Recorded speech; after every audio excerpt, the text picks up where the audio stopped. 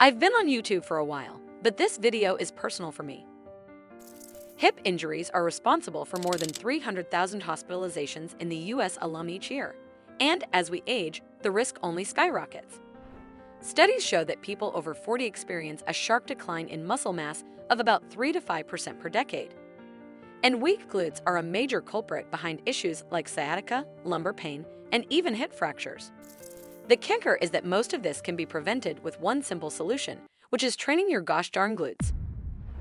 From what I've seen, people don't realize just how important the glutes are, not only for aesthetics, but for overall health.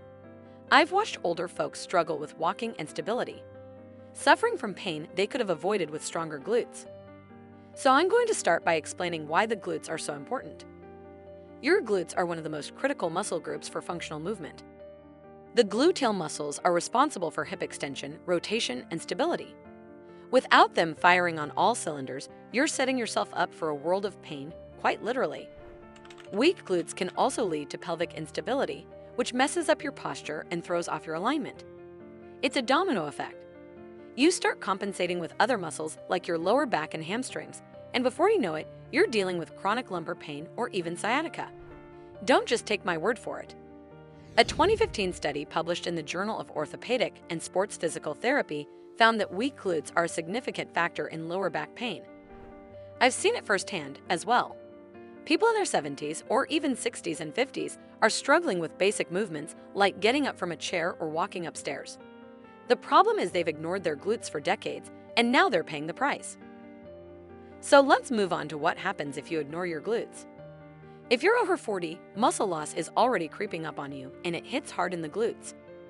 Sarcopenia, which is age-related muscle loss, can lead to a 30% reduction in muscle mass by the time you hit 60 if you're not actively fighting it. And trust me, it's not just skinny folks who suffer. In more plump people, the muscle loss gets masked by fat, but that doesn't mean they're in the clear. I've been in locker rooms where you can see the muscle deterioration in women over 50 with glutes that have essentially deflated.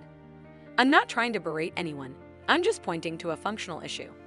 Weak glutes put you at higher risk for hip fractures, and a hip fracture can be a death sentence for an older adult. Studies show that 14 to 58% of people who suffer a hip fracture will die within a year. Around me, I see it all the time. Older adults with poor balance, weak walking gait, or even pain just from standing for too long. It's heartbreaking because these issues could have been avoided with proper glute training. That said, here's why most people don't train glutes correctly. A lot of people don't train their glutes properly, even those who think they are. Sure, you're doing squats or lunges, but your glutes may actually not be doing the work. Most people rely too much on their quads or lower back to complete these exercises, leaving their glutes underworked. Even those who are active might be suffering from gluteal amnesia, a condition where your glutes forget how to activate properly because of too much sitting. Sitting for hours a day tightens your hip flexors and basically shuts your glutes off. If your glutes aren't firing when they should be, other muscles have to pick up the slack, increasing your risk for injury. I've seen people walk into the gym thinking they're doing everything right, only to realize they've been using their lower back or legs to compensate for weak glutes. They're not lazy. They just don't know what proper glute activation feels like. Now, here's how to train glutes correctly and avoid being another hip fracture statistic. One study examined muscle activation during strength exercises and found that several movements produced high levels of glute max activation, measured as a percentage of a maximal voluntary isometric contraction. These exercises included step-ups, with variations like the lateral, diagonal, and crossover step-ups, which topped the list. Additionally, hip thrusts, especially the barbell and banded variations, along with deadlifts, Bulgarian split squats, and lunges, also achieved significant glute max engagement. To maximize glute strength during these exercises, it's essential to focus on a few key strategies. First, prioritize controlled movements.